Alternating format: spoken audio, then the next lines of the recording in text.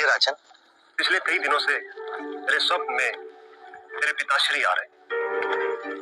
मैंने ब्राह्मणों से भी इसका अर्थ पूछा तो उनका कहना था कि तुम्हारे पिताश्री को शांति नहीं मिली, उनके लिए पूजा करनी हो, यज्ञ संपन्न करना होगा।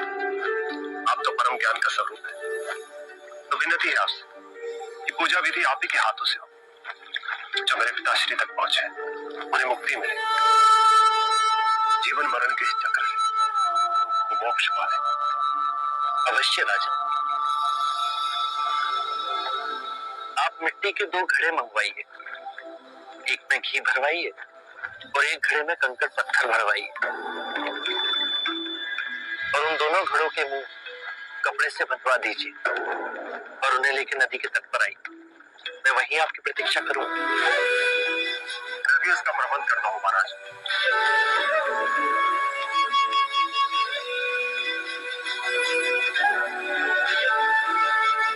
महाराज, अब आप इन दोनों घड़ों को पानी में डाल दीजिए।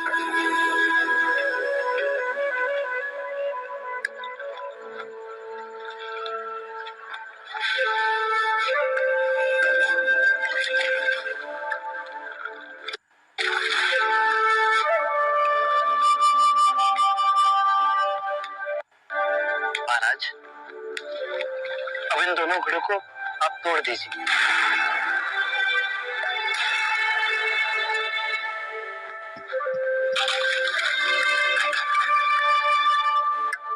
महाराज, अब आप ध्यान से देखिए, घी ऊपर उठ पानी पर तैरने लगा।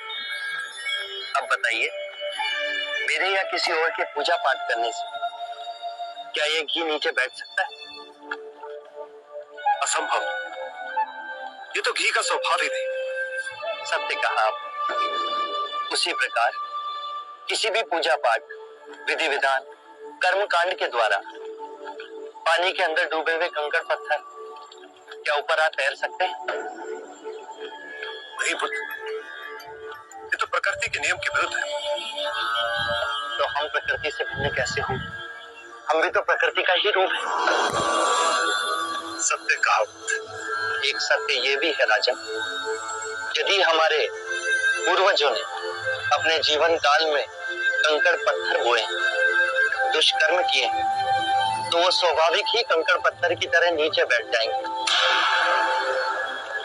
और यदि उन्होंने अपने जीवन काल में सत्कर्म किए, तो स्वाभाविक ही घी की तरह ऊपर आ तैरने लगेंगे।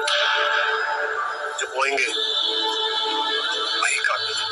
परंतु इस शरीर रूपी जीवन काल में ही नहीं, अपितु इस शरीर रूपी जीवन काल के पश्चात वाली यात्रा में भी हम जैसे कर्म करेंगे वैसा ही फल मिलेगा।